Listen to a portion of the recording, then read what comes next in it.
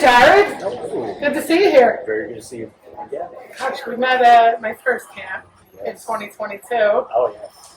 at the Circle Drive-In. Yes. Is this your fifth camp or your fourth? This is the fifth. I've been there, since that day in Artemis. Yeah, you started out with Punksgiving, and I remember the year we came, you had all kinds of prizes for the kids, and my kids stole them all. That was fun. Yes. Talk to us about what you do and why you've been involved with camp for 5 years. All right, I'll actually start with a little bit of where I founded Punksgiving, and then we'll even go into the merger. So I founded Punksgiving in 2020 with the mission to identify and unite positive resources for the punk and hardcore community for populations in need. That was just a mouthful to basically say we're punks giving of time, talent, and resources to those people. So we were just trying to be a positive resource in the scene to make direct help, and if anybody needed assistance, that was it. Speaking of Camp Punksylvania, that first 2021 was the first music festival. We did a couple of small ones. So it was the first music festival we set up. So Camp Punksylvania has its place in my heart for many different reasons. That first year it was just me doing Punksgiving stuff, set up right next to Punk Rock Saves Lives. So we were set up, and Rob, Mackenzie, and Chris took me under their wings that weekend, and then we camped with them, and the relationship grew for Punk Rock Saves Lives that weekend. And then I actually continued volunteering for Punk Rock Saves Lives. I continued doing our just separate Punksgiving items and things that we were doing. And then even, I'll just kind of bring it back to Camp Punksylvania, that second year, we came back and I was still doing it separately as Punksgiving. Also, right across from Punk Rock Saves Lives. Yeah. Exactly. So that relationship continued to build, obviously, with Laura and Terry and everybody that in Camp Punksylvania. They've been awesome to me as well, and kind of continue our relationship with Punk Rock Saves Lives continue to grow, and in 2023, Punksgiving and Punk Rock Saves Lives merged. So yeah, that's a little bit of the background on where I actually fit into a lot of this, and going forward, we're looking to do more from the Punksgiving side on the community impact and direct community impact to each local area. Yeah, I see there's a lot of chapters starting up for Punk Rock Saves Lives. That's kind of newer, right? Yeah, so it's been a couple of years, but yes, specifically on the chapter side, trying to make that connection, trying to make that impact, trying to make that resource within those different areas, smaller local shows, but also the national level. So it's one of the things I didn't cover is obviously the purposes or what we do with Punk Rock Saves Lives. So our primary program is we swap for the punk registry. We get out to the festivals, we tour with them, we set up the festivals, we get out to the people to increase the numbers, to increase the likelihood that there'll be a match for somebody showing with bone cancers or blood cancers. So signing up for the bone and stem cell registry to save lives that way. And in my processes with Punk Rock Saves Lives, we've heard back of many of them that have actually been matches that have quite a bit of this. That's awesome. That's really awesome to hear about all the chapters too, because you can do a lot more locally than what you can on the national or global scale. Yeah, they can have 10 events going on at once or whatever. Yeah, that's exactly what's happening. So Robin's going to still continue on national tours. We have a few others that are doing national, and then we have our chapters covering those locals. So at any given time, there could be 10 events that we are actually represented at. So Ryan is in Michigan. He goes to a lot of shows in Detroit, and the Detroit chapter is always out there. I see them really hustling all the time. Yeah. I mean, I'm sure they all do, but I see that because of that. Yeah, there's some really great volunteers in that chapter, and there's a lot of really great bands in Michigan as well. So it's great seeing everybody shows up. I'll usually grab one of the signs and carry it down in the pit with me while I'm up on stage or whatever during Mustard Plug show, whatever it might be. Just getting that message out there that there is a way to help out, that there is a way that you can contribute. Everybody's got their part to play in this movement. And you're reaching people that don't make it to these big festivals and only go to their local shows because not everybody can afford to travel and come out to these types of things. And even in like the process of how it's grown and the chapters have grown, it's been really cool to actually see some people like, oh, when are you guys going to come through our town? And all of a sudden, boom, there's a chapter in that area, and they're covering all that. There's that recognition that so. Yeah. It's a great way to check out bands, and it's a great way to get back to a community and people in need. Yeah, how can people volunteer?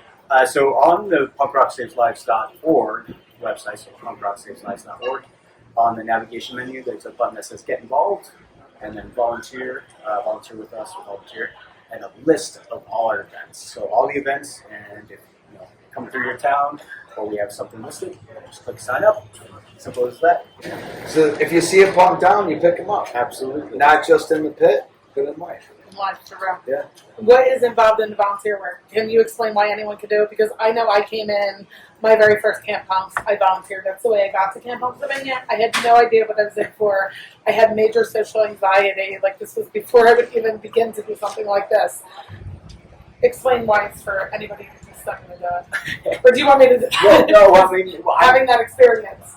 Actually, I would love for you to, but I will jump in really quick. I have social anxiety myself, so really, yes, I know this is very awkward, but yes, I just kind of put myself out there. But I would love to hear from you. For me, it was the people, like where I found my people. I walked in, and David and Mackenzie were the first two people I met, and they were incredible. They taught me the ropes very quickly. Both are very knowledgeable about what they're doing. Right. They weren't leaving you hanging. They gave you the jobs that, were more apt for you to do versus them to do. And everybody who comes up to that booth is just, I don't know, it's just the community is all inclusive and very easy to talk to. Get out of here. So I felt like I fit in pretty easily, and I hadn't found that in other scenes in the past. Even in like local punk shows, because sometimes it depends on what shows you're going to. You know what I mean? So it was just a welcoming thing, and it made me feel at ease. And I feel like anybody can feel at ease doing this. I mean, honestly, my acquaintances and friendships have actually really grown, specifically from all the different volunteers that our connection here, like Ox, and seeing all that growth that Ox has had, and actually seeing him on stage drumming. So yeah. I honestly wouldn't have had this connection with your initial volunteer work, so that is really awesome. Exactly. And with my connection with Laura and Terry and Camp, and it all started there, all for volunteering through Punk Rock Saves Lives.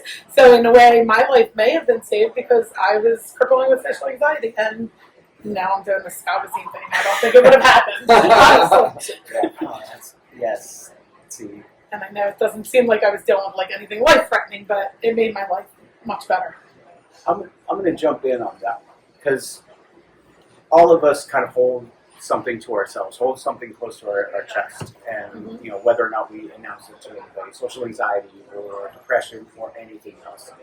The understanding is that there is a community, not even just with Punk Rock Saves Lives, but the punk rock community, our friends, our acquaintances, the people that are putting on Camp Punksylvania, that I would say, unfortunately, are also holding it back. But we all know, and we all have, in a sense, been there. We have things that we can share, and quite literally share moments, privately around the corner that says, I get you, and everything's going to be okay, and we grow from that. Exactly as you're saying, like just that growth, whether or not you can pinpoint that one thing or a culmination of many things that are coming, and now you're doing some amazing things. I appreciate that. I think it's really important that we have those conversations, because if you can say something to somebody else and be like, yeah, I validate you and your feelings, it makes you feel so much better about having those insecurities about those feelings, and like it is okay to not be okay. Yes. Just like we see on so many of the signs that Punk Rock Saves Lives. You are loved. Yes, you by are everybody loved. here. Yeah. No, it's not a cult. It's definitely not a cult. It's not a cult. Although we found out on Friday they will lock you in if you're in your 2 weeks. So and you may end up with something like with that. a scully tattoo. Yes. Do you have one? Yeah, we might all be branded. So I have temporary branding. I don't have any on me. Surprisingly. Really? Yeah, it's a surprise. I found that in my volunteer work and the things that I do to contribute to things I care about, I found the best community. Like, those are really where my people are at, the people that I have more in common with, because they care enough about these things that they're spending their time, to do it as well. Not to get paid or anything like that. You might have something, share some things in common with your coworker or something along those lines. But these are people that are taking their time, unpaid, to do something that they care about, they want to contribute, to make a difference. Just to do something good, which is it's really powerful. And one of the things I jumped into doing all this for selfish reasons. I enjoy helping people. I enjoy making that connection. So it's a selfish reason that I find joy. There is no financial benefit for me, but it is a selfish reason. And seeing a smile on somebody's face, or seeing a benefit, that gives me quite literally the motivation, the energy to keep going. Because if I'm not making an impact, there's literally no point to do it. So it's that little thing. It's a selfish. Yeah, I'm a vampire for that positivity that comes out. Yeah, there could be much worse things than that. Okay, was there anything else you want to add? No, I just appreciate everybody that has actually. The one thing that I've actually find myself saying that sounds so cliched but is so accurate. It's not about us. It's not about punk rock It's not about me. It's not about Punksgiving. It's about us together. Without each and everybody coming together, there is no punk rock There is no Camp Punksylvania. There's no ska Gazine. There is no community without each of us coming together, sharing our experiences, just trying to do something.